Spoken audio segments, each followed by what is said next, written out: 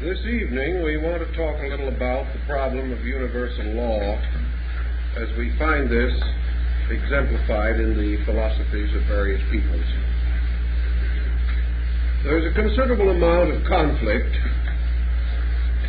in the minds of many devout persons about the concept of law. We so often think of the term on a legal level, associating it with innumerable restrictions and limitations or peculiarities relating to our own cultural platform. We think of law as something found in great books which have to be studied with emphasis upon precedents and upon all the elaborate machinery of human jurisprudence. And because this is law as we have come to know it, the term universal law has some rather unfortunate semantic implications. We think of law perhaps as just, but we are also inclined to suspect that it is cold, that it is something with very little consideration for the peculiar problems and necessities of human beings, perhaps broadly protective, but often a frustrating influence upon individuals. Thus, in philosophy and religion, we must have a larger concept of law. We must take away from it this tremendous emphasis upon thou shalt not, which seems so often to be important in a penal code. To the idealistic philosopher, law represents not only the eternal will of the Creator for its creation, but also encloses within its concept and structure the other aspects of the Godhead, namely wisdom and love. Sometimes we think that these principles operate differently, but the wisest of mortals have experienced within themselves the simple fact that universal law is the greatest good, the greatest beauty, the greatest love, the greatest wisdom that man can know. Law does not exist to circumscribe or limit the activity of anything. Law exists to permit and sustain the eternal unfoldment of life. Law is forever protective, and it gives to man one tremendously important psychological security. It tells him that this law will preserve, perfect, protect every creature that is true to it, and that through being true to law, man attains all other good things possible to him. And therefore, that a lawful life, a life lived in harmony with law, is a good life, a kind life, a generous life, one thoughtful and filled with understanding. Thus, from fear of law, which was perhaps man's first reaction to the unknown, came respect for law, later admiration, finally love, and perhaps in the highest mystical sense, adoration. Law finally becomes the blazing, living symbol of the divine power itself. And perhaps the very ground of law is its own lawfulness. A law is meaningless if, like mortal statutes, it is subject to innumerable variations, compromises. If we could buy or bribe universal law, there could be no integrity in our world. Yet from early time, philosophy and religion have been in conflict. Philosophy affirming law, religion constantly seeking to modify law, supplying in its place certain other things: grace, forgiveness, vicarious atonement. Yet actually, whether religion knew it or not, there is no good thing in religion, no promise of spiritual security, no path of light leading to identity with good, but that this security or this path is also part of law. For every quality by which man, through growth and development, can attain to the highest ideals and dreams of spiritual integrity, every ingredient of universal procedure is within law. Now we try to define how we shall understand law. Perhaps we may say that the law, universal law, is the divine will in operation. It is this inevitable, perfectly enlightened purpose, this inevitable of the universe fulfilling its own destiny, this absolute sufficiency by which the plan, already conceived, sustained, and perfected in the divine consciousness, unfolds resolutely and without deviation into the full realization of itself. Thus we have no recourse beyond law. For if law be the divine will, in what way shall we oppose it? And if it be a manifestation of the divine purpose, by what right do we question it? How can we go beyond that pattern or plan which is the total of ourselves? How can we, as fragments of the infinite, doubt the infinite of which we are the fragment? We have no direction to turn, no place to hide ourselves from the fact of law. Therefore, wisdom has long implied that man's greatest good is a joyous, a consecrated, a voluntary obedience. The law tells us that all disobedience must ultimately be dissolved in obedience, inasmuch as the law itself, being inevitable and irresistible, cannot be indefinitely resisted. Any being or creature may for a time or under a circumstance attempt to violate this law. But the law is greater than he is. Not only is it greater than the individual, but it is greater than the totality of creation. Therefore, in the end, the law bends all things back to itself.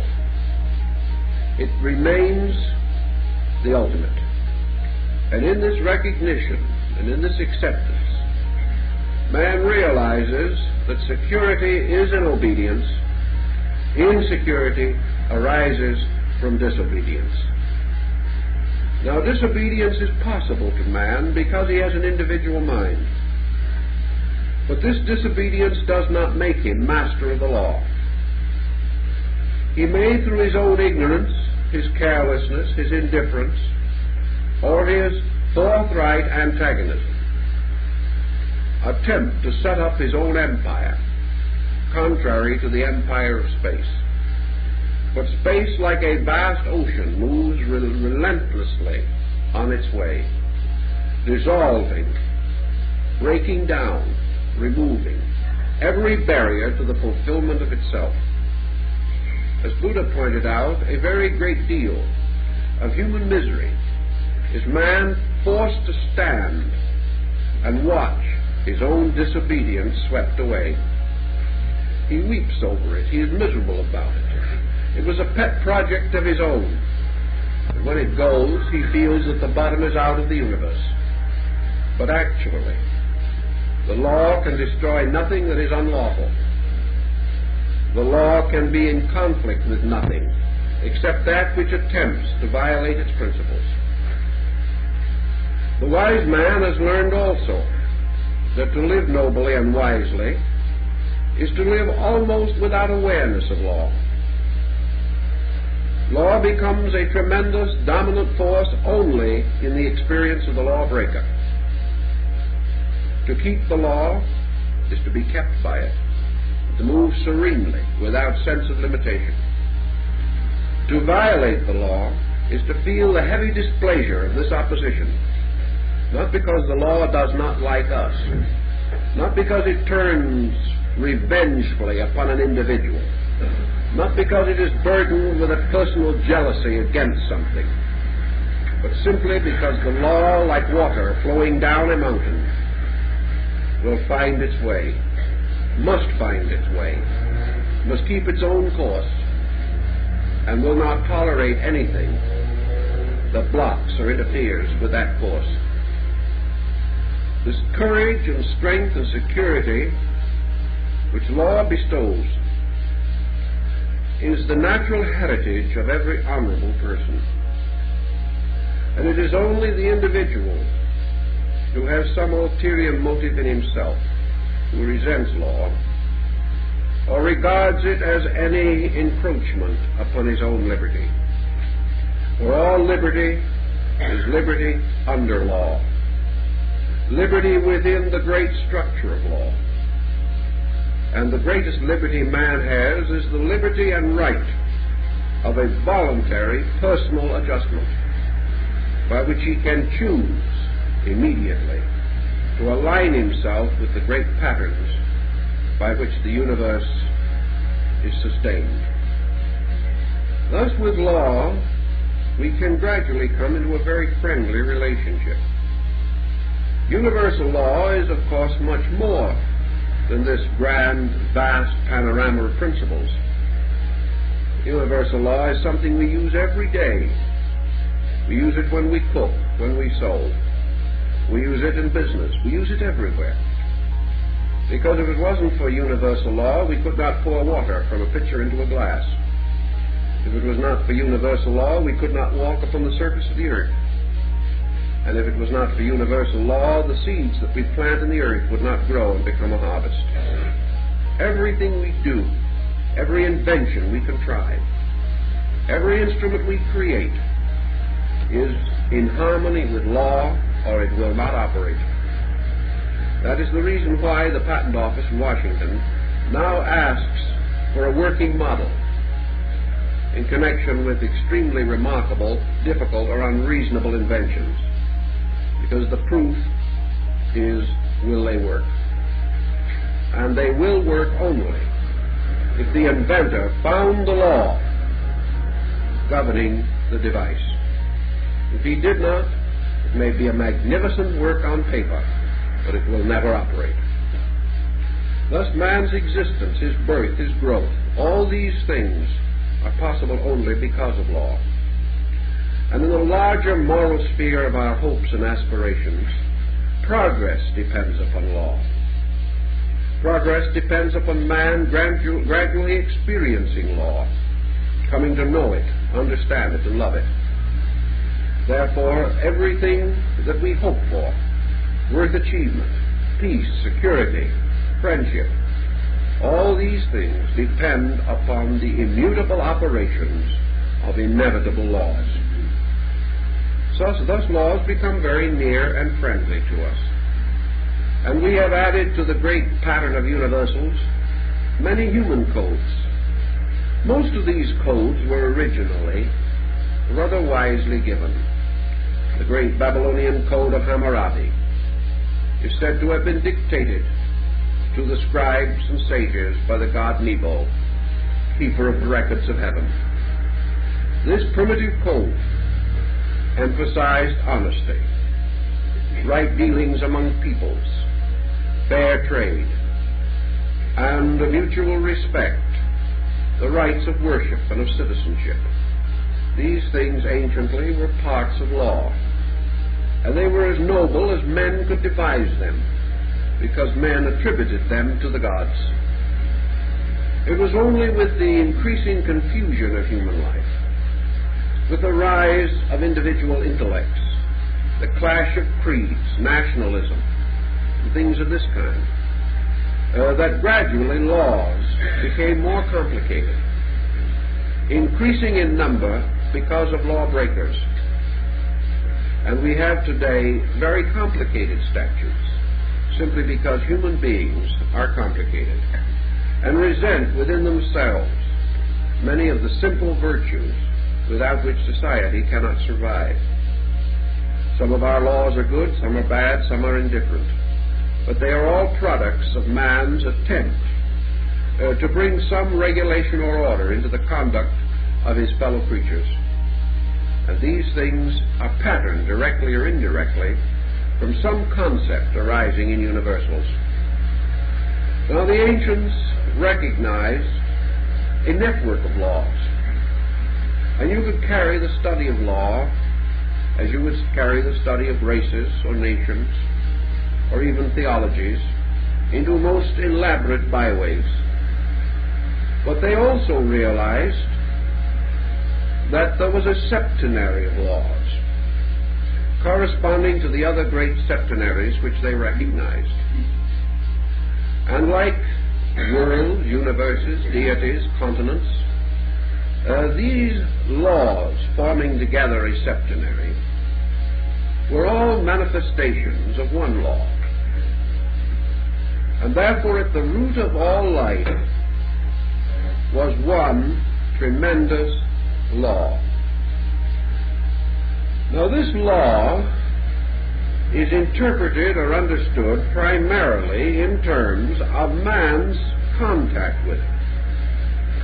The substance of this law, entirely beyond human experience, we do not know. But we know that as far as our reflections, our observations, and our resources permit, that there is a law at the root of things which is constantly causing a perpetual emergence of life. That this law is a law involving the principle of growth, and it has generally been termed the law of evolution. Now, what does evolution mean? Not just in terms of the famous Scopes trial in Tennessee, but in the larger concept. What is evolution? Evolution is the fact of perpetual unfoldment. Evolution is growth. It is the fact that everything moves from its seed and root to the unfoldment of itself. Therefore, evolution is the unfoldment of all things from their natural roots. And it is the unfoldment of the total universe from its own supreme root, deity itself. Evolution is therefore deity, moving eternally into manifestation and eternally improving the forms through which it manifests. Evolution is therefore infinite progress, infinitely diversified. It is everything coming of age. Or perhaps in philosophical terms we can say that the law of evolution is the law of eternal becoming. The end of this we do not know. That there may be an end, we can postulate. That there may not be an end, we can also postulate. Whether these eternal becomings ever fully become is beyond our knowledge. But that things are always becoming more so, or more complete, bearing fuller witness of their own natures, revealing and releasing continuously more from themselves. This we do know. We know that species are evolving, that human beings between the cradle and the grave pass through not only physical modifications and development, but also mental, psychological, spiritual, ethical developments. We know that it is the natural instinct of all things to improve, and that this improvement is forever and eternally a release of potential. Thus, evolution is the perpetual release of potential. It is the thing continuously outgrowing itself and reaching towards a greater fullness, a greater maturity. Also, therefore, our term evolution implies the larger concept of ideation, by which we mean that things do not grow from one condition to another, but through one condition to another. Ideation, like the opening of the petals of the flower, represents a perpetual unfolding of things from within, and that in a mysterious way forms are the constantly changing and improving symbols of greater and greater life release. Thus, everywhere in nature, things do not stand still. The grain of sand is hastening to become a star. The flower that grows in the field is growing up toward becoming a sun or a planet. Everything is growing toward a fuller expression of its own potential life. And this growth is God coming of age in its own creation. It is the infinite life becoming ever more obviously revealed, ever revealing more fully its incredible, limitless potential.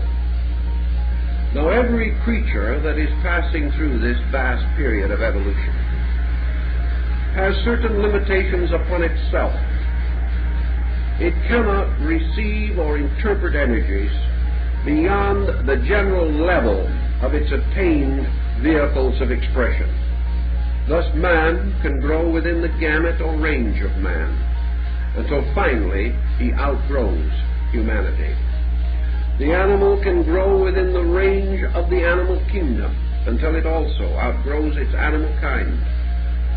Growth at any time cannot be infinite or complete, for growth itself is an ever-flowing, and this process of ideation or release from within is causing life to build ever more noble mansions for the principle within itself.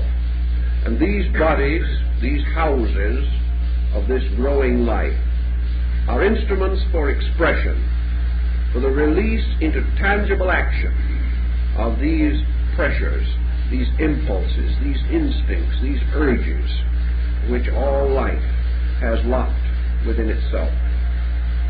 So the ancients have this law of evolution, or the constant growth of things, an evolution theoretically beginning in God and ending in God, and passing in its middle distances through incredible diversities of development and structure. Everything hastening on, life a procession going somewhere, life never for a moment merely a diffusion going nowhere. For in the infinite will, the entire purpose of life is sustained by this law. This law is the instrument of that will, the law itself being the immediate vehicle of the divine purpose. The ancients then naturally assumed that this law was not only the first and primary, but that actually all other laws are parts of it. This law is never divided, it never forks into branches, nor are there other laws emerging around it. All other laws emerge from within it. They are specializations and differentiations of this law. For they answer the question, how this law will operate. But in the root of the law itself is the question, why? And that question lies in the divine will. Thus all things in law are unfolded through the mystery of how this shall be accomplished. And out of the root law of the great principle of evolution, there therefore come the trooping procession of other laws, laws which in their minor divisions are innumerable, like the twigs and leaves of a great tree, but in their principal trunks and branches they are few, each one clearly definable, although the manifestations and ramifications may transcend our understanding. The law of evolution, then, is the key for man to his own growth, the key to his own proper relationship with life, the key to the fact that never can he stand still, never can he say, unto the passing hour, O stay, thou art so fair. Never can he pause, for in nature nothing stands still. He either moves forward by a perpetual impulse from within himself, or he retrogrades or seems to fall backward, coming into contact violently with the flow of law, which, tossing him about, finally forces him back again into the natural stream of progress. He cannot survive resistance, nor can he be destroyed. He must inevitably float back into the pattern and go on, finding his security in the law and his misery in the efforts which he makes to break it. Evolution also gives a tremendous moral force to man. Evolution reveals to him, for example, that basically there are not many lives, but there is one life forever growing. Evolution makes possible the realization that the lives in all things are the life of God, thereby making reasonable, probable, and acceptable the great concepts of the fatherhood of God and the brotherhood of man. The realization of this law ends forever man's belief in his own uniqueness. Humanity is not something utterly and completely set apart. Humanity is a degree in the growth of God's. It is the degree in the tremendous motion of life. Plants, birds, animals, insects, flowers, even minerals are also degrees in this motion of one life. Therefore all things are bound together by one tremendous vital spark, and they are also bound together by one eternal need, the need to grow. And man has the privilege, as he becomes wiser and older, of helping life to grow and finding his full satisfaction in the service of life rather than in the exploitation and ravaging of life. Thus, unity of purpose becomes understandable, and the great principles of universal philosophy are made meaningful because man recognizes his unity with all that exists and his participation in the great pageantry of growth. It also tells us that we are here in this world now to grow. The growth must never pause, and that for man growth lies in the direction of the improvement of the present instruments that he has. For by such improvement he is able to release more and more of the divine content of his own nature. And man seeking to improve improves not for himself, but in order that the universal life in him may be made more perfectly manifest. Thus man, trying to live better, is actually helping deity to be released into expression through action. Thus the individual, by his dedication to growth, serves not only himself, but the whole universal plan. And ignorance or indifference to growth is perhaps one of the gravest evils that man can permit to endure. So life, with its eternal growth, makes the individual's life rich who grows much. And growth is, of course, the general and gradual unfoldment of instruments of manifestation for mind, emotion, conscience, heart, soul, and spirit. These things coming into greater revelation through trained, refined, organized, and skilled personalities become able to reveal their own essential natures more completely. Now, out of this law, which is immutable, from which we cannot escape, and from which there is no end except fulfillment, a fulfillment so infinite and ultimate that we can scarcely dream of it, but a fulfillment that is not in itself the major consideration at the moment, that we will fulfill, we know, in our faith. The immediate problem is the next step. What is now necessary to keep faith? For when we keep faith with the law, we keep the faith. We have no recourse beyond this. Now, out of this primary and eternal motion, the motion that sustains the whole cosmic chain of worlds, man recognizes a second law. Out of the first, related to it, but revealing its manifestation more expertly. As the Chinese say, each long journey begins with a single step. And this great journey of evolution is by a series of steps. Each step in itself perhaps not ultimate, not highly significant, but each step achieving its part of the journey. The steps are brief, faltering, and inconspicuous, but the journey is great and meaningful.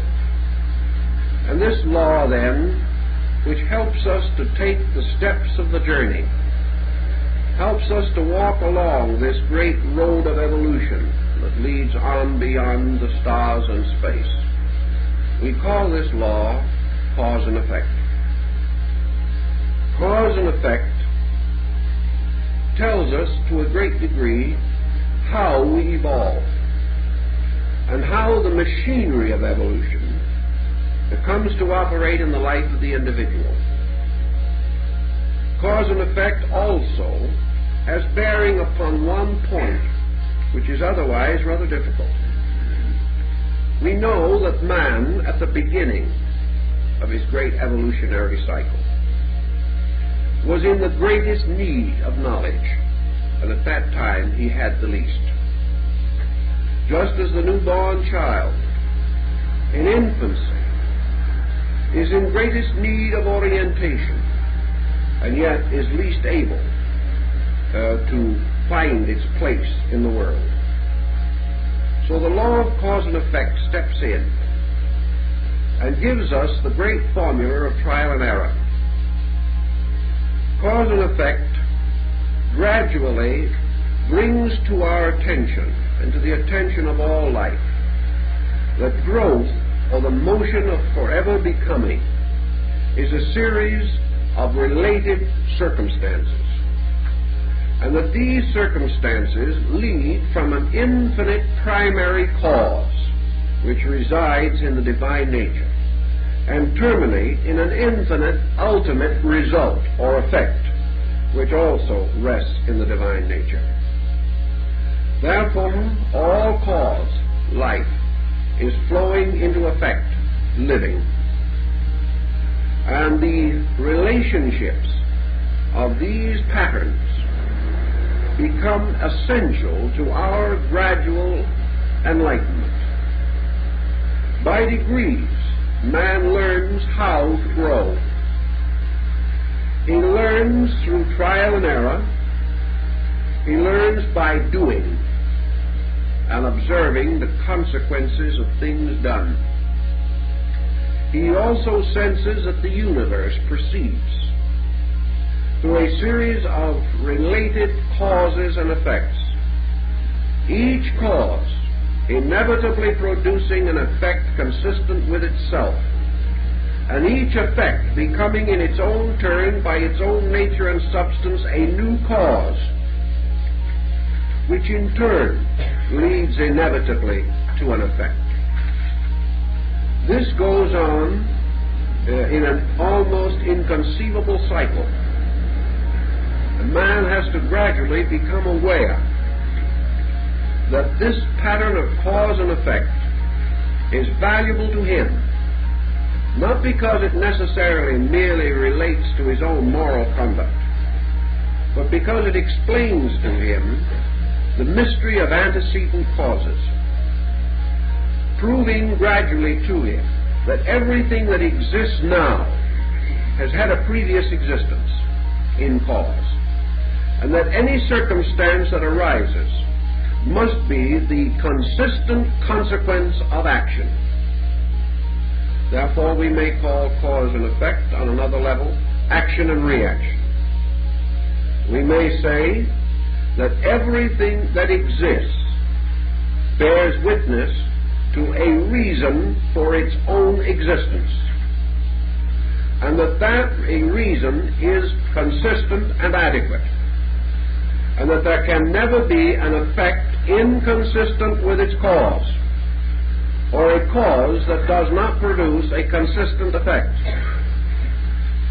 This takes what we like to call luck, chance, providence, accident, out of our consciousness as factors in existence. And it is very good for us that we should lose these concepts.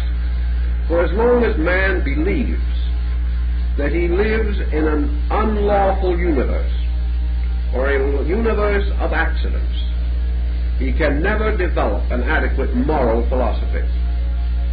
He can never recognize personal responsibility unless he realizes that his action must have reaction.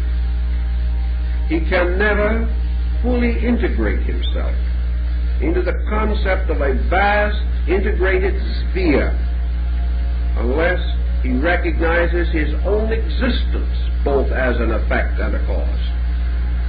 That he is here as a species, as a collective, because he is the next step in something. Because in his turn, from himself will come the next step in something. And each stage or development of things has its inevitable, unchangeable patterns. And also that once causes have been set in motion, they cannot be frustrated. They must move toward their inevitable consequences. And man, nature, or space, unfolding according to the laws of cause and effect, can never invalidate any of the procedures which have already been set in motion. Consequently, we have a new code of adjustment necessary, namely that all life must learn to cheerfully abide by the consequences of the causations which it has set in motion. The deity itself must abide by the effect created by its own primary creative impulse. Once creation begins, once the great primal cause, the fiat, is spoken or sounded, once the Logos brings forth the worlds, from that time on, the Logos, the gods and the powers, are subjected to their own laws. Deity is not a being outside of law, but is the power of law itself, and must forever abide by the principles which it has established. Man must therefore learn that the lawmaker must keep his own laws, and that no individual can escape from the lawful consequences of things done or things undone. The law of cause and effect has also some rather benevolent promises about it. It tells us that no thing in itself good can be without consequence. That the universe, by its own nature, is good. Being the product of the divine will, it is divine. Therefore, the ultimate effect of the creation as it unfolds must be good, because its cause is good. Therefore, evil can never vanquish good, because it can never overwhelm the great, eternal, and good cause which set all things in motion and must bring a harvest according to its own nature. Now, man, in his own limited way, has always attempted to resist the great laws of cause and effect. He has attempted to reap where he has not sown. He has attempted to escape from the consequences of his own actions and conduct. But while he believes he can do this, he is under a delusion. And because of this delusion, we've had dictators and autocrats and despotisms. We have had innumerable afflictions of mankind by man, simply because we do not believe the justice of universal procedure. Yet one by one the tyrants have fallen. One by one the despots have gone their way. One by one the pomp and circumstances vanish from our sight. Only the law remains, and only the simple, natural obedience gives the security that man requires. Now, the law of cause and effect also tells us that from first cause, all causation must have in its nature necessity. Therefore, the law of cause and effect is related to the principle of necessity. And the great sphere of cause and effect is called the sphere of necessity. All things grow. Growth is necessary. All things grow slowly, often painfully, because of inability to fully understand. But man grows victoriously because he gradually learns to understand causes. He learns little by little to protect himself against forces and circumstances which might be destructive to him. He learns how to estimate the results of things. He learns thrift and providence this way. He learns the importance of good temper and a good disposition. He learns ultimately that if he is friendly, he will have friends. If he is unfriendly, he will be friendless. These things he learns. He learns sometimes the hard way. Often he resists and rebels. But ultimately, the grand pattern of law must become apparent to him. And he must realize that he is moving again within an immutable structure, a structure so great and so universal and so ultimately perfect that there can be no resistance to it that is successful. Now, the law of cause and effect operates again to another law, which emerges out of its own nature and becomes important to us. Got a little list of them here because I want to get all 7 in before the time is up. Once in a while, you know, we skimp a little on the last one of something, and that we don't want to do tonight.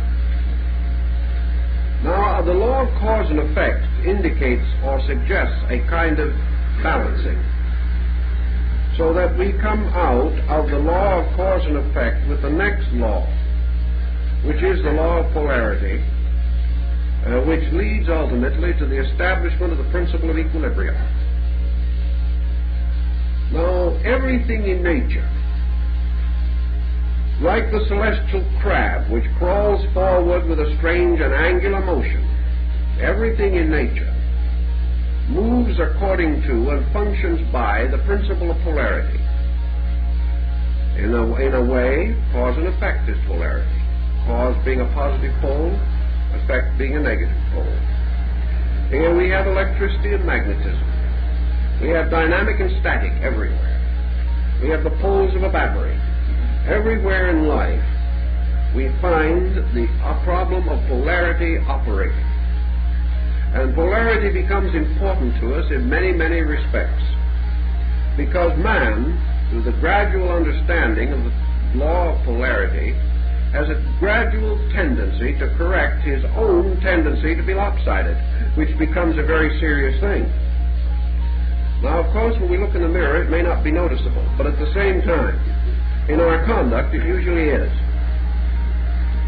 Polarity means that most forms of life oscillate or move between two poles, alternating between positive and negative. Creation, for example, moves between two vast poles, manifestation and obscuration, or the day and night of the gods. Every period of manifestation must be followed by a period of repose. There is a great respiration, the breath of Shiva, the outbreathing of worlds in the great dawn of things, the inbreathing of worlds at the end of things. There is the ebbing and the flowing of the tide, waking and sleeping, life and death, winter and summer. Everywhere in nature we have these polarities, which as the seasons do in the earth. These result in the gradual ripening of things from their seed to their harvest.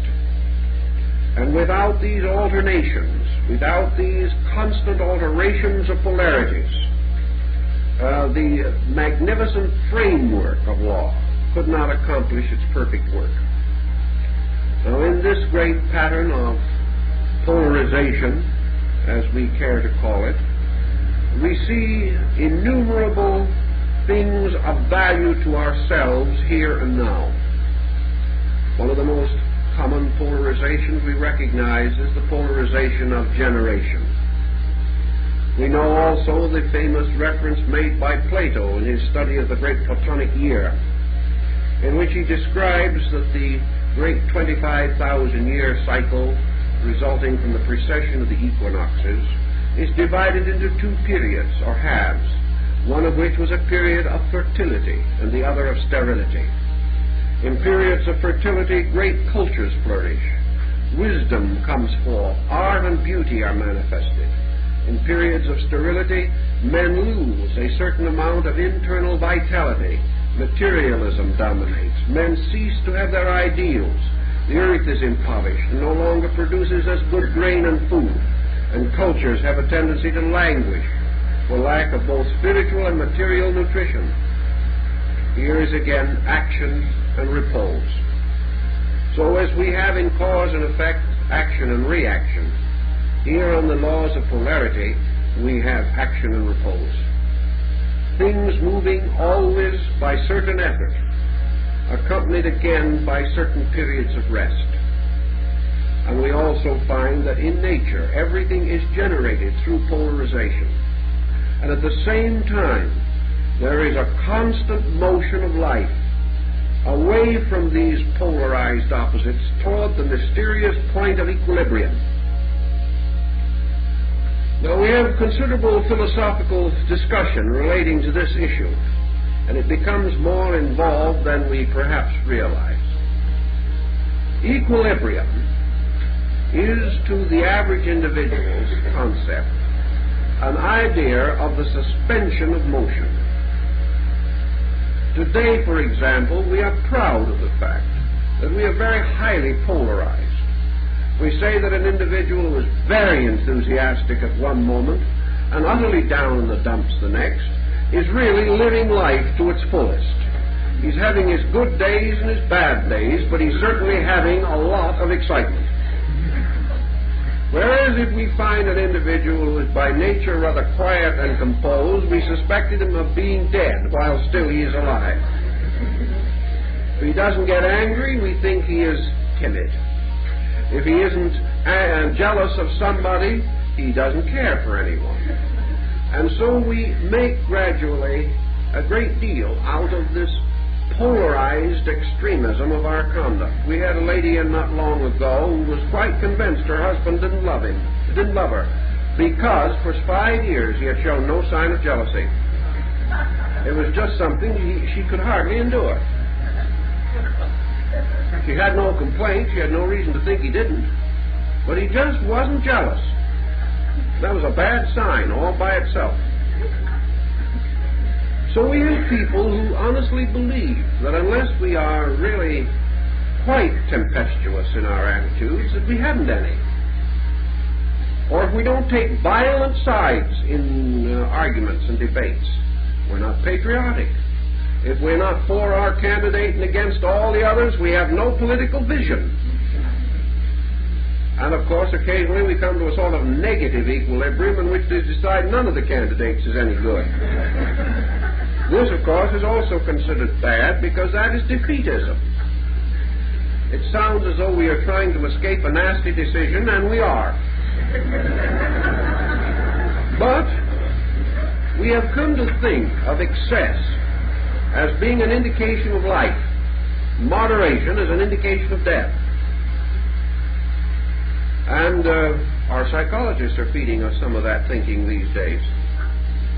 And furthermore, they are reminding us that one of the most common symptoms of paranoia is great periods of exhilaration followed by great periods of depression. So we have our choice. If we have exhilaration and depression, we are admired by our friends and accused of being paranoiac by our psychologists. Actually, nature is moving toward equilibrium. But equilibrium is not something that is going to sneak up on us unaware. Equilibrium does not mean that someday, whether we will or not, the pendulum is going to stop in the middle.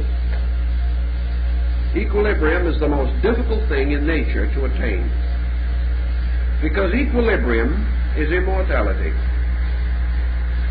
Equilibrium is a deathless state. It is a state in which excess ceases. All immoderations come to an end. And in the complete suspension of polarization, we attain what the Buddhist terms nirvana. For nirvana is the end of the imbalance of conflict in the compound personality of the human being.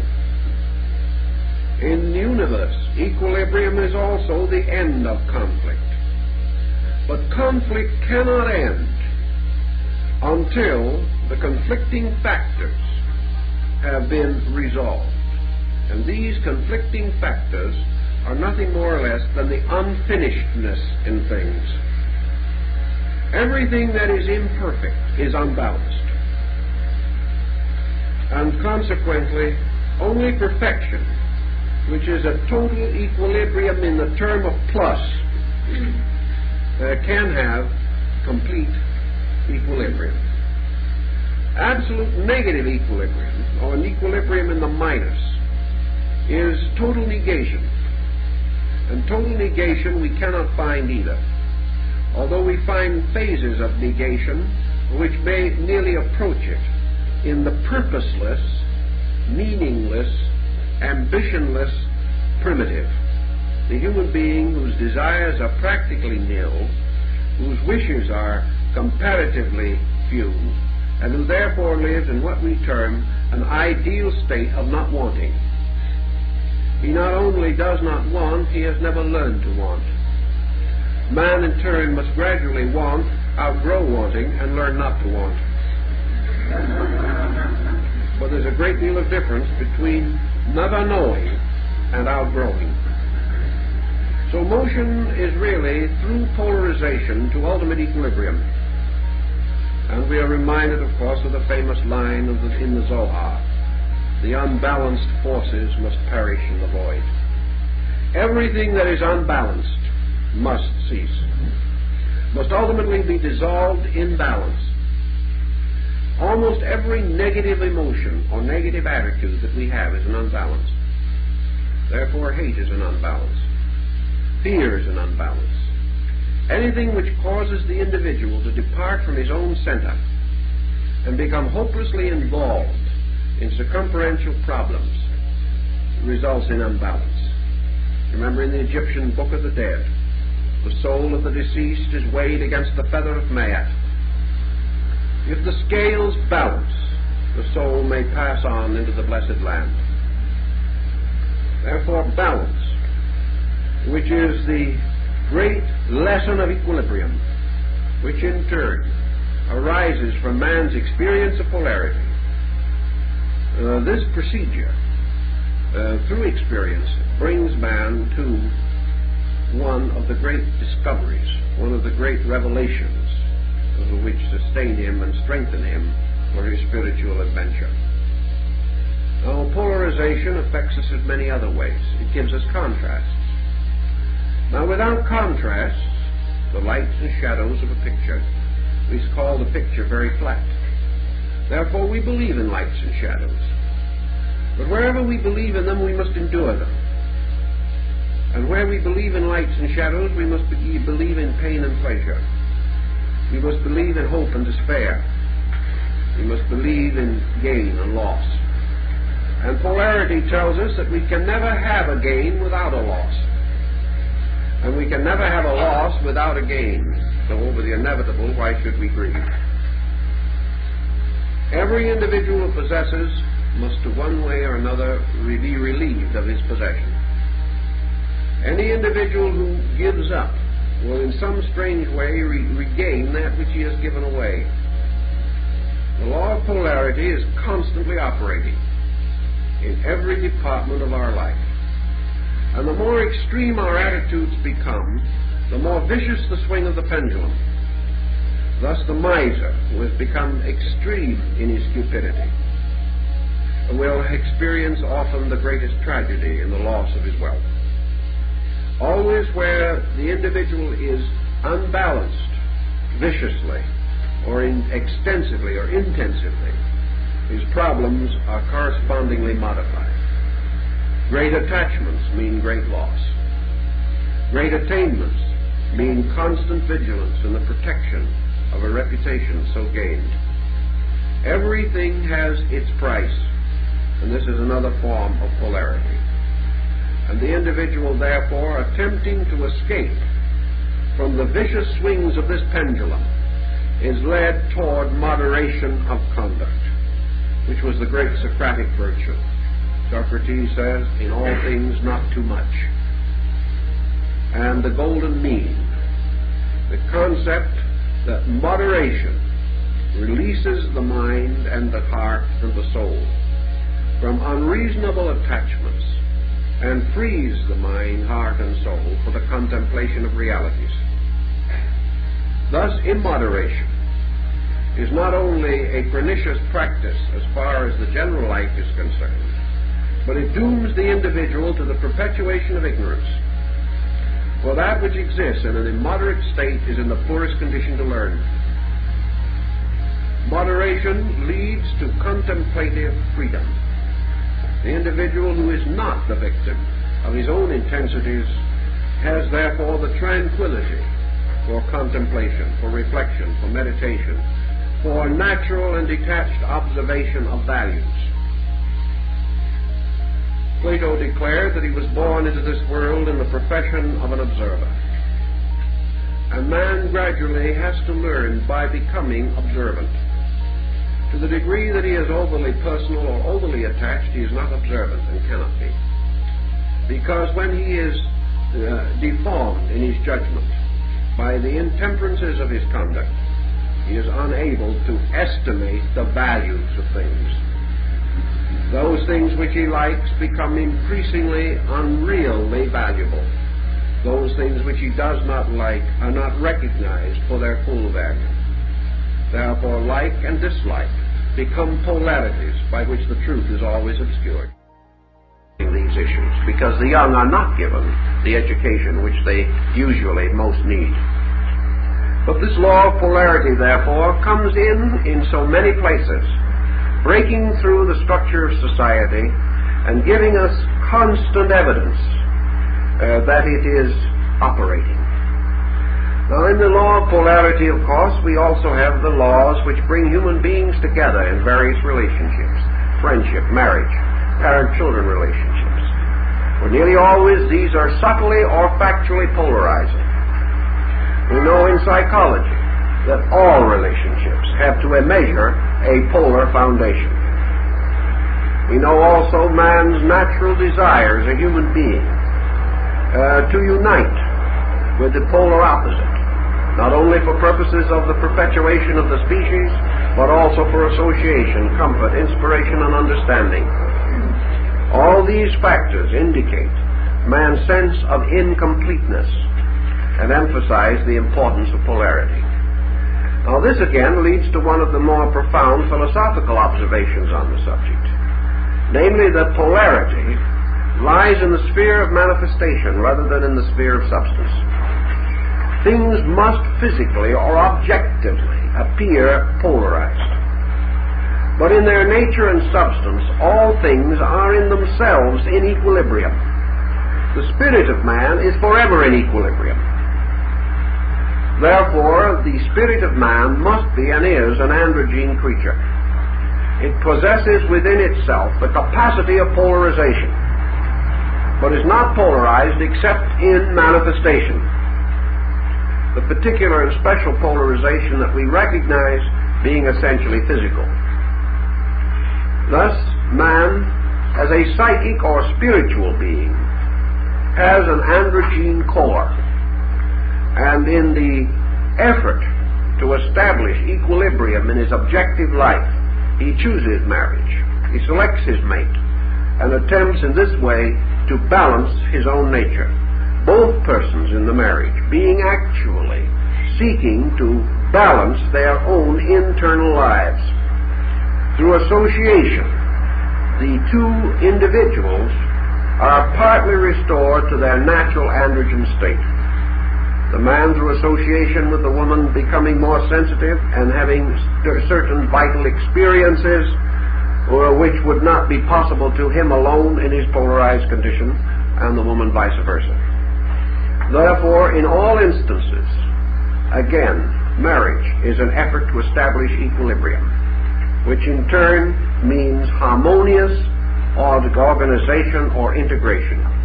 And just as the moderation of the mind is necessary for creativity on a spiritual level, so the union or moderation of opposites on the physical level is necessary for the generation of the human being physically. So our law of polarity operates also on these levels. The law of polarity has its polarization in our psychic lives, in our mental and in our consciousness and conscience. On the psychic level, polarization again is this struggle between internals and externals, in which the individual is either an extrovert or an introvert. The extrovert moving excessively outward, the introvert moving excessively inward. Moderation meaning both a rich internal and external life, a situation difficult to attain. On the mental level, the equivalent of the extrovert is the so-called concrete thinker, the person whose mind is directed toward achievement of some objective in the physical or visible universe. The abstract thinker is one whose mental life is turned to the invisibles, to the creativities, to the philosophies, religions, sciences, arts, where the greater amount of subjective intellect is employed. Either polarization without compromise or complement from the other can lead to excessive imbalance. And a large part of psychological imbalance is simply due to the individual moving too far in one direction and thereby violating the law of equilibrium. It is therefore important that every person with heavy physical responsibilities should have artistic, aesthetic, and cultural avocational releases. It is also important that the idealist and the dreamer and the mystic should have physical responsibilities by which he is assisted to maintain equilibrium and balance in his conduct. That is one of the reasons why it has always seemed very unwise, and from my experience it has been proven so, for individuals to attempt to depart from responsibilities in search of higher ideals. These higher ideals should be built upon responsibilities, upon the victorious and complete acceptance of duty, and not upon a running away from the need of man to serve the unknown need of God. These things must work together, must cooperate, and build toward a proper picture and a proper pattern. Now, out of these principles, out of this law of polarity leading to equilibrium, which is a great silence, comes another law, which is perhaps one of the most pleasant and the gentle laws that we have to contemplate in life. And that is the law which we call harmony and rhythm. Now, in nature, as Havelock Ellis realized, life is a kind of dance. Life is a magnificent motion. The Chinese Taoist, in his concept of Tao, or universal being, recognized truth, God, reality, the road, all of the mysterious principles which he gathered into the term Tao. He recognized these as the great Kun, or the eternal sound that goes on forever. And he also recognized this principle as the great rhythm, the great beauty that has neither beginning nor end. And out of harmony and rhythm has come man's concept of beauty. And law, perhaps, is never more perfectly revealed than by beauty. Now we can say, what is the law governing particularly the operation of harmony and rhythm? Well, I think probably we will agree that the most vital law associated with these things is mathematics.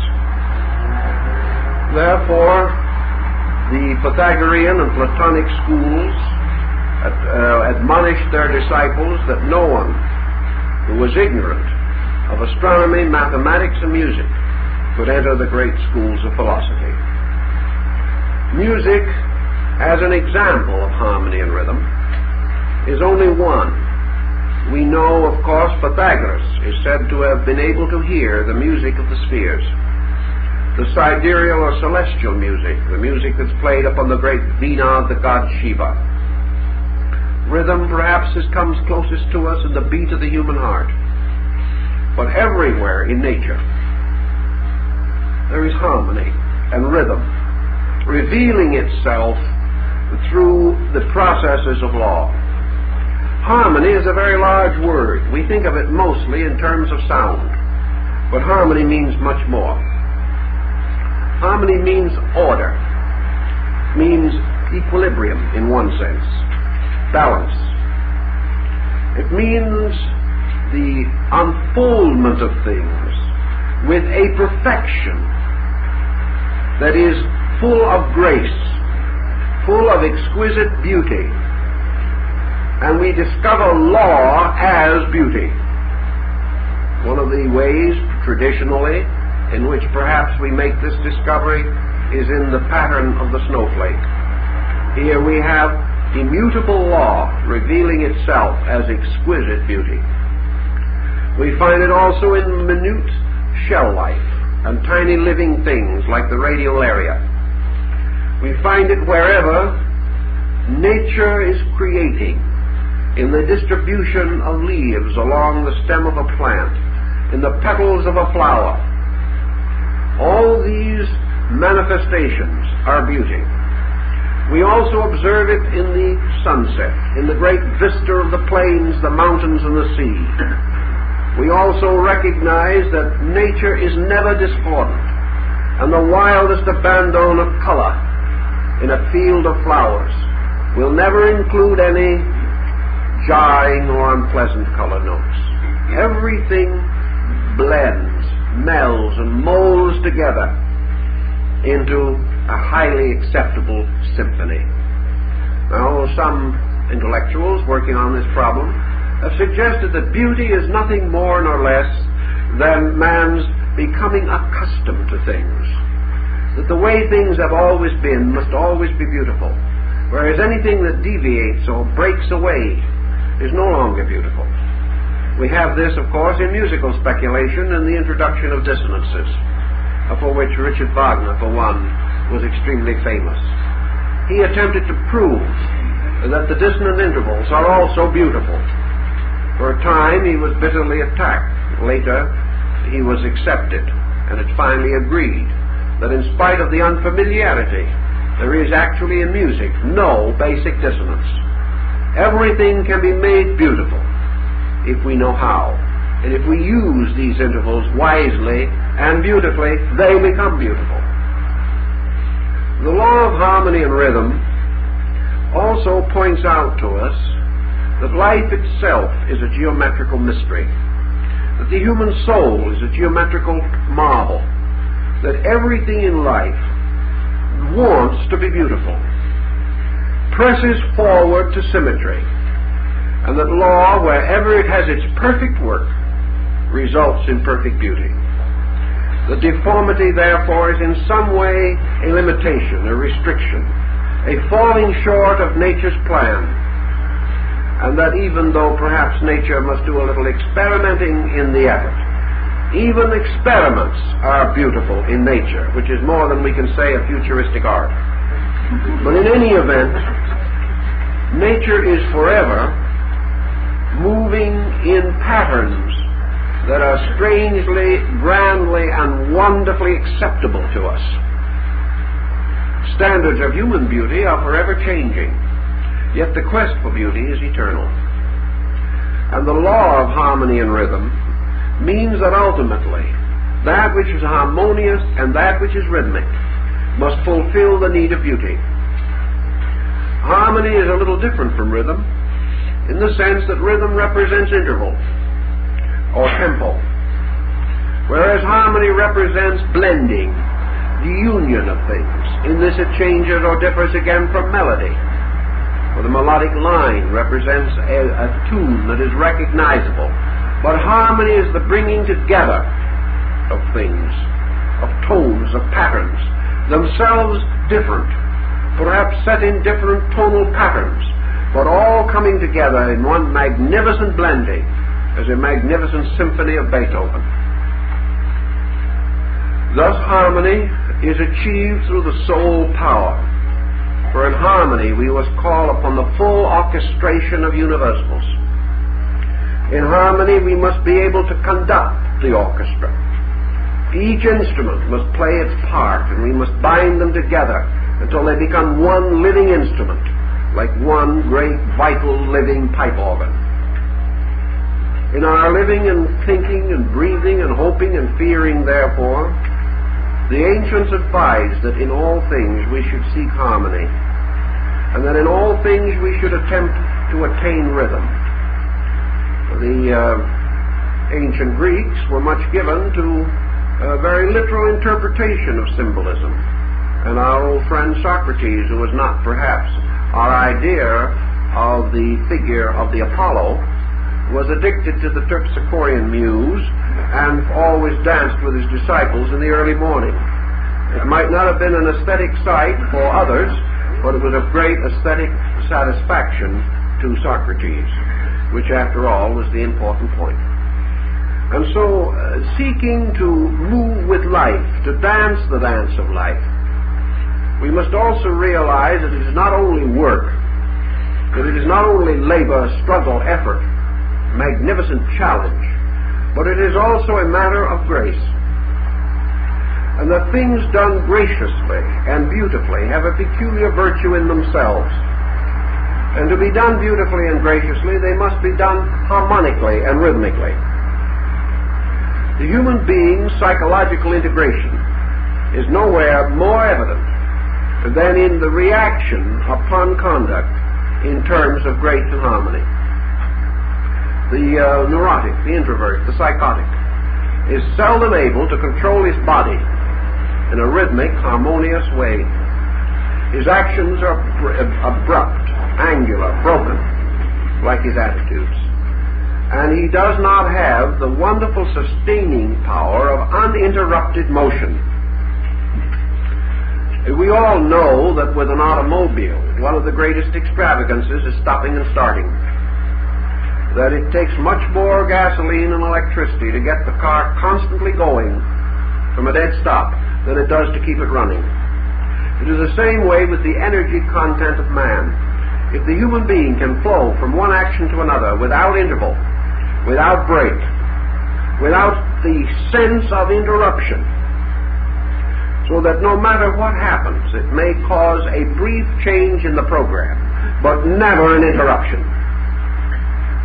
the person finds that his energy resources are conserved, because harmony and rhythm are the most economical ways of accomplishing things.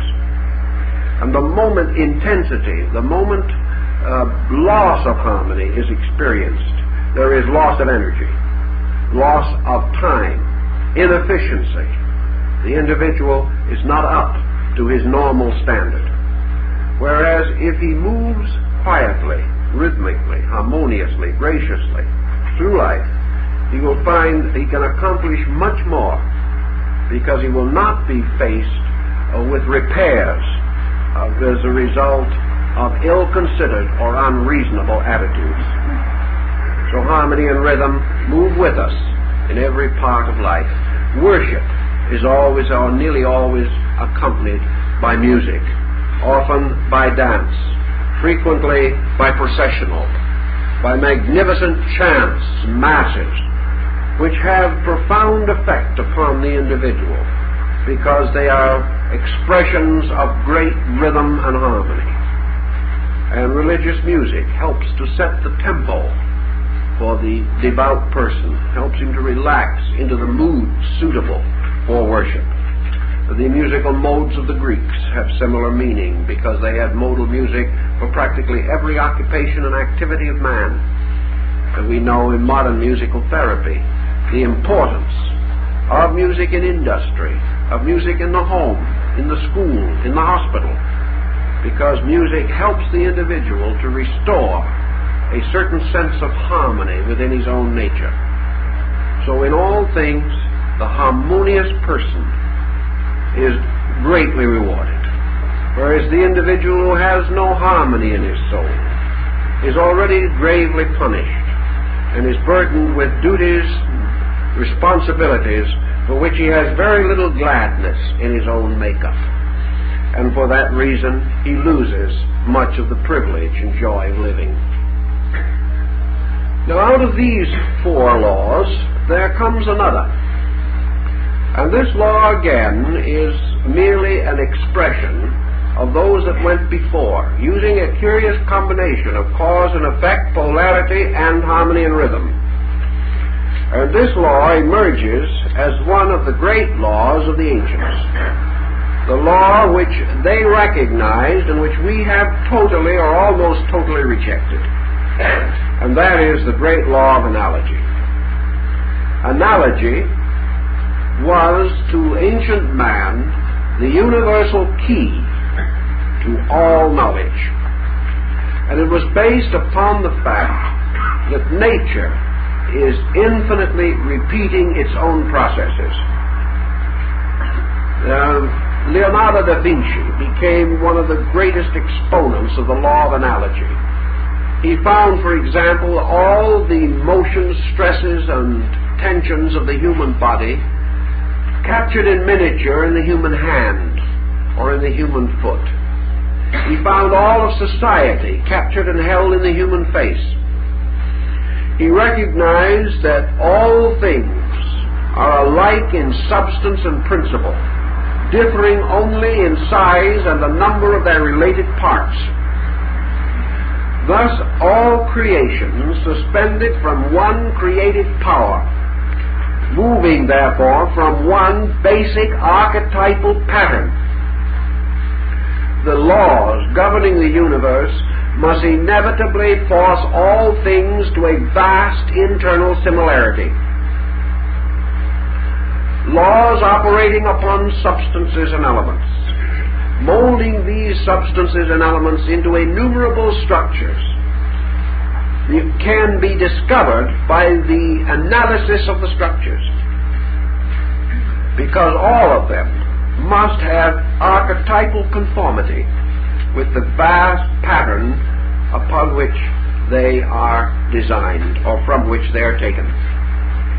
Therefore, we have the great Hermetic statement of this law, supposed to have been found by Alexander the Great in the tomb of Hermes Trismegistus in the valley of Hebron.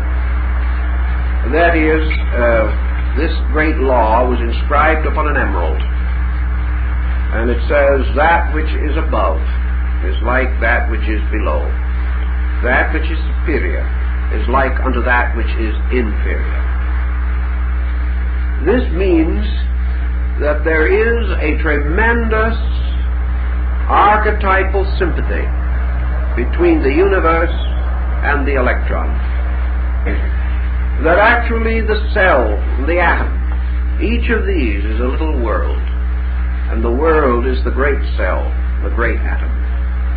That everything actually moves upon one basic key pattern, and who possesses the key to that pattern possesses the key to all knowledge.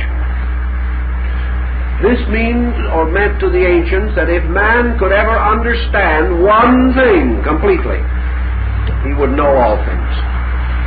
It's quite a challenge, because he's never gotten very far, even on that project, but he's still working on it. But the old alchemists gave us a little rather encouraging thinking on that process. They said, for example, that deity in its infinite wisdom had given man 3 books to read. 1, the Holy Scriptures; the 2nd, the universe; and the 3rd, man himself. And that in these 3 books were the secrets of all things. The most difficult to explore would be the universe. The most difficult to intellectually understand would be the Scriptures. The simplest, most immediate, and that for which we have an inevitable and well-recognized sympathy, is ourselves. Therefore, man actually possesses or contains within his own structure the key to all other things. That there is not one principle in space that is not somewhere in man.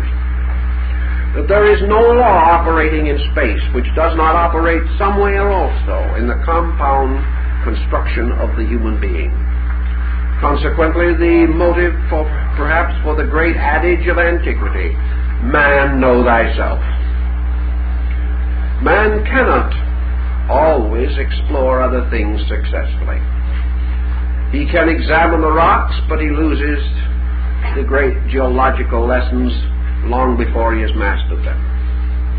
Man may explore space, but still he comes only to the mystery of more worlds to conquer.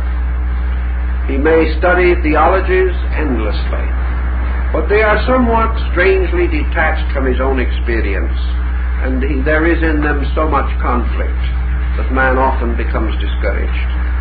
But within himself, searching inwardly, exploring the mysterious recesses of his own total being, man has available the only thing he can really understand and the only thing he can really know, his own life. It must be that the answer is there. Otherwise there could be no answer. For man can never live someone else's life, nor can he know with certainty the depths of the heart of another person. So all the answers, all the way from the shallow externals of his present ignorance to the deepest profundities of his divine origin, all these things must be within himself. And by recapitulation, infinitely repeated within himself. The mystery of his body must be in every drop of blood, the total of his consciousness in every nerve cell. Every organ must tell the story of all others. Every sense perception must contain the others. And the total human being, in his life and experience, must have within him all life, all experience, both relating to causes and effects. Through this contemplation, the human being, seeking to know the workings of the world, finds these workings wonderfully unfolded through his own personal nature.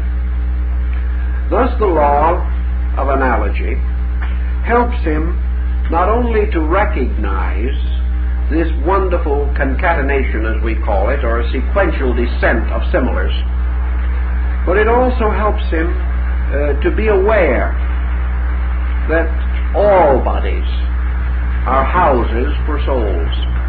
All souls are housed in bodies. That all things visible have their relationships to things invisible in the same manner, though differing perhaps in quantity, quality, or degree. That essentially all things have the same geometrical design, just like the septenary itself, which is diversified through every level and layer of human society and universal procedure. Thus the law of analogy enables us to study the greatest from the least. Also enables us to approximate the structure of the universe as far as it is qualitatively concerned. The substances in terms of living essences by which the universe is sustained. All these things we come to know. Paracelsus was of the opinion also that because of these sympathies within our own natures, we had a bridge or binder between these similarities in ourselves and the greater archetypal patterns in space. Thus, if the human being could understand some motion, some energy, some principle within himself, he was then capable of the apperceptive experience of the universal correspondent. As the tuning fork contributes its tone to another fork of similar pitch, so the individual's participation, the energy in himself of a certain quality, creates a sympathy with all energy of that quality, giving man the possibility of a cosmic experience of that energy through the discovery and experience of it within himself. These things he can do, but from the outside he can never conquer these energies, because he can never approach anything from the outside and know it. He may examine it, he may analyze it, he may come to some decision concerning its structure and form, but all things are known only from within. But from the withinness of himself, man is in harmony with the withinness of all other things. From the outside, he can never attain this rapport. So the law of analogy goes on and on through all the different departments of experience and life, and gives us a vital and important understanding. Now, in your Northern or Mahayana system of Buddhism, 5 of the celestial Buddhas are recognized. 2 are concealed. In the human sensory gamut, 5 senses are functioning. 2 are not. These 2 represent those yet to come. In the great racial evolution of man, 5 races have come. 2 have yet to come. In the great continental distribution, 5 continents, 2 yet to come. Therefore, in the great septenary of laws, 5 have been revealed and 2 are concealed. Now, in your astronomical system of the ancients, there is reference to the 7 planets. Yet the ancient did not know 7 planets. He knew only 5 planets, and he added to these the luminaries, the sun and moon, to make 7. He was well aware that the sun and moon were not planets, but they became the shields, or the blinds, or the symbols for the 2 planets which were not then known. In the same way, there are 5 laws that we now know, and 2 laws that cannot be known to us until, through our own experience and through our own growth, we unfold the sensitivity of them, or to them, from within our own natures. They are operating, but we cannot yet differentiate them. Perhaps we shall learn something of them through our atomic researches, which are coming gradually and which will undoubtedly expand until ultimately we shall come face to face with universal principles and laws that we do not yet recognize. But the ancients recognized that there were 7 laws, only 5 of which were known. Therefore, to complete their septenary of laws, they added 2 shells, or 2 symbols, symbolic laws, which are actually derived substantially from other laws. but which are now advanced to fill in the septenary and to cover for the ones that are not as yet known. For actually, the law of evolution actually covers the law of rebirth, and the law of cause and effect covers the law of karma. So our difference has been that we have taken these two laws, rebirth or reincarnation, and cause and karma, and we have declared them to represent laws operating upon the moral level of human conduct, and used these two to complete the septenary. The law of rebirth would be an inevitable correlative of evolution, because actually evolution, operating through cause and effect, must be the perpetual growth of things.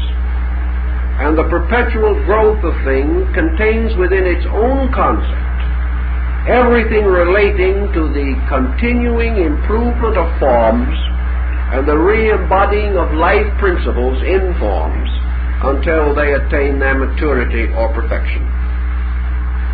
Therefore, reincarnation is to us the law of evolution applied to the moral and ethical life of the individual. And the law of karma is the law of cause and effect brought within the personal experience of the individual and his problems. These are the two laws that cover the greater laws that remain as yet unrevealed. So by means of them we create the septenary. Now what can we add at this time to a discussion of the law of reincarnation that would not more or less parallel material we have previously covered? There are some points, I think, that might be valuable, because we are now thinking in terms of a septenary of laws. And we are therefore assuming and affirming that these laws exist, and that these laws are necessary to the fulfillment of the primary law, and that all laws make evolution complete. For it is the root law, like the root race, or the root power, relating to the other septenaries that we have considered. This law, the law of reincarnation and karma, these two laws, have one important peculiarity. We call them symbol laws, or blinds, or cover laws, to conceal something else that we do not know. Buddhism would consider this highly correct, because it would tell us that these two laws, peculiarly applicable to man, exist on the level we know them only because of the mind of man. That reincarnation and karma, therefore, are man-made laws, yet related to and dependent upon almost completely two great universal laws. One of the reasons why this is true is because Buddhism points out that these laws are both based upon man's acceptance of certain illusions in his own nature. The law of rebirth is based upon man's acceptance of the need to survive as a person. This law is not primarily involved in the original concept of evolution, because evolution has nothing to do with man surviving. Evolution has only to do with God perfecting. And man in this pattern becomes only an instant or a moment in the evolution of a divine being. But man, with his own peculiar attachments to things, considers his own survival as an individual far more important than his ultimate renunciation of selfhood in order that deity may be perfected. Thus man, striving desperately to survive as a being, sets into action mental processes which carry forward from embodiment to embodiment in the form of an intellectual continuity of self-consciousness. Thus, the individual wills himself to exist as himself. And as long as this will, or this remote but powerful desire, continues, the individual is surviving as an individual, rather than accepting the Buddhist concept that actually only reality is immortal, and that therefore man's ultimate attainment is absorption in reality.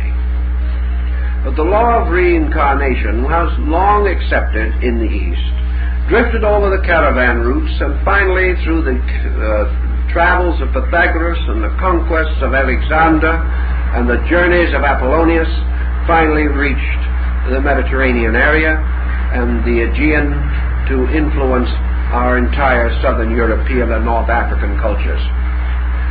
This coming into contact with the Western concept of life was modified to sustain the idea of man's gradual growth through re-embodiment into a divine being, into a separate godling, having infinite personal powers.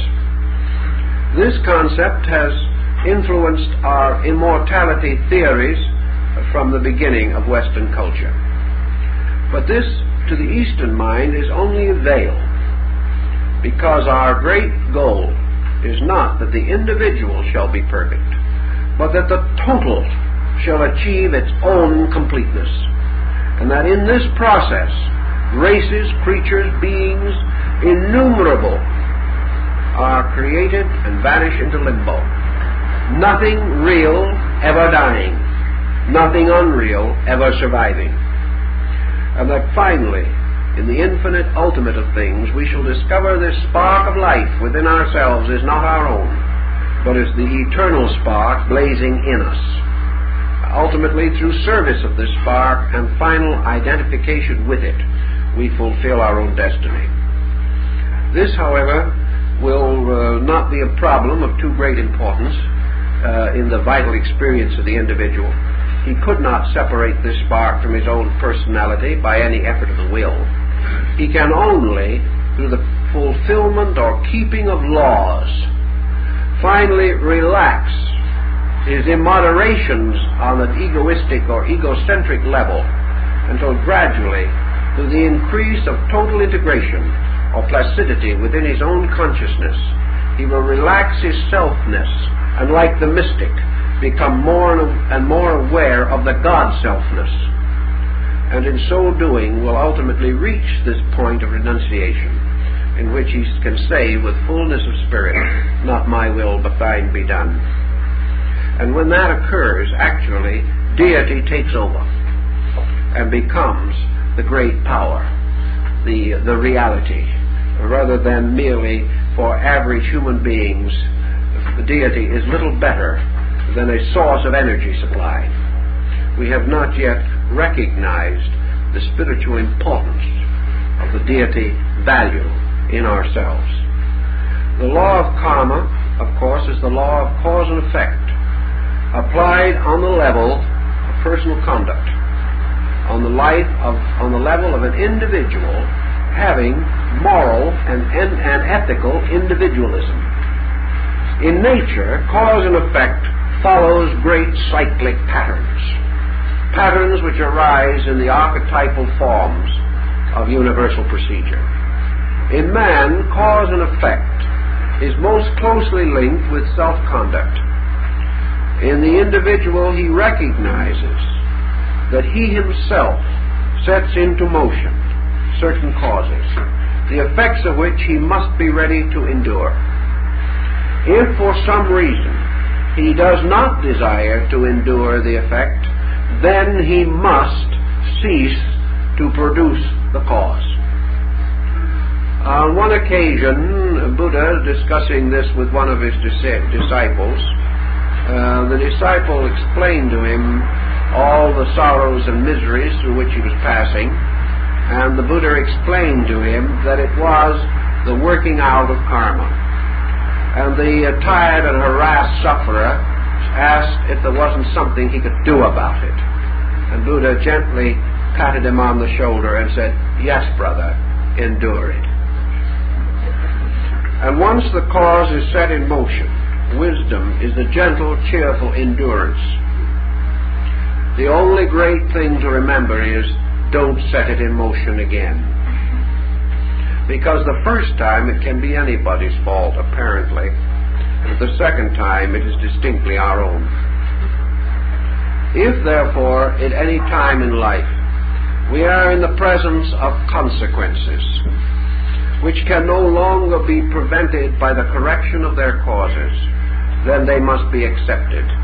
The lesson that they contain must be accepted, and the individual must preserve this information and keep it available against a possible repetition of the causes. No cause will produce an effect in excess of itself, nor deficient of itself.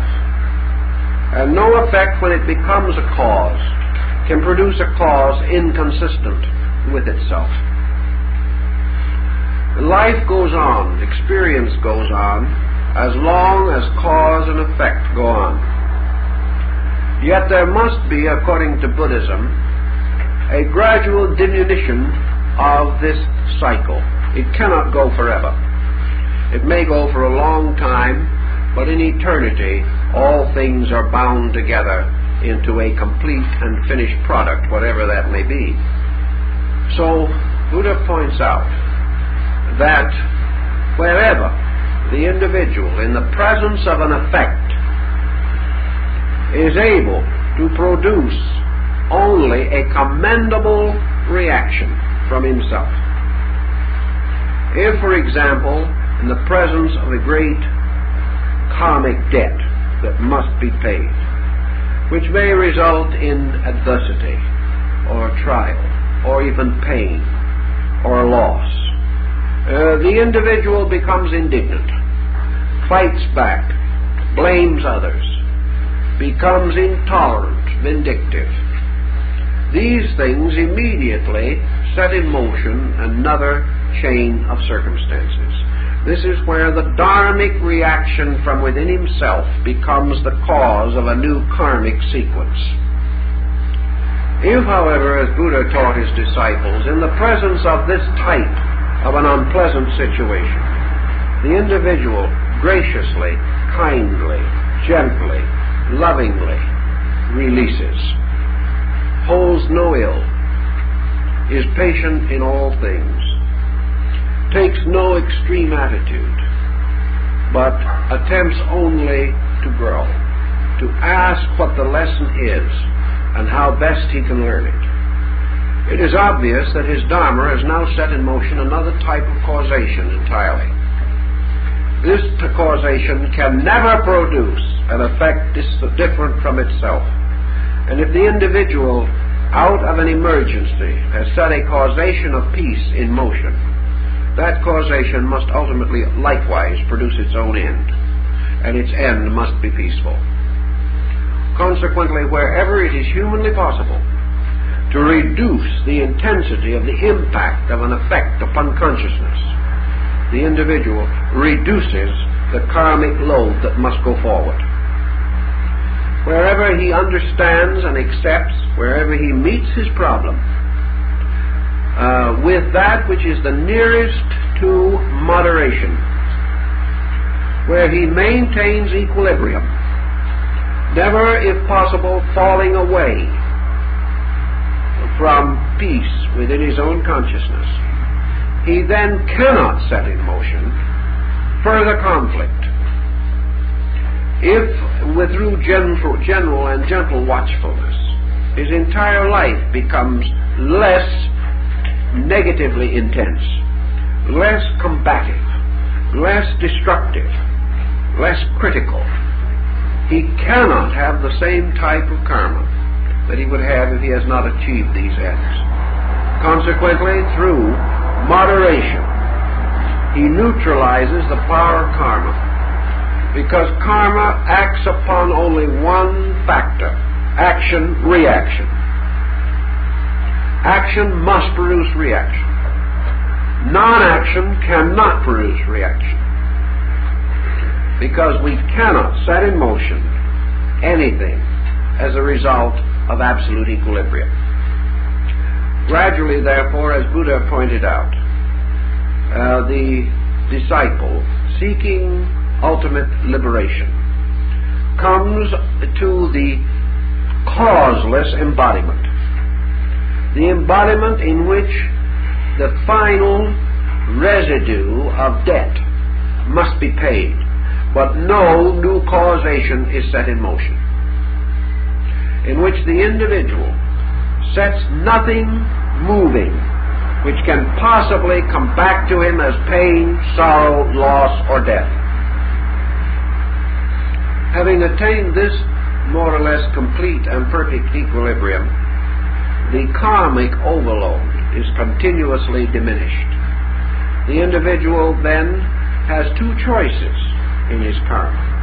That choice, which is the northern Buddhistic concept, namely the possibility of attaining a paradisical state, the Sukhavati of the northern Buddhist. This paradisical state is the individual who, in the payment of karma, creates only happy karma to come. He does so many good deeds. He is so generous, he is so kind, he is so loving, he is so faithful, he is so just and so true, that all that he can have in the form of reaction is pleasurable. Therefore, he may have the famous embodiment where he became, in the legend, the king, and had all wonderful things for himself.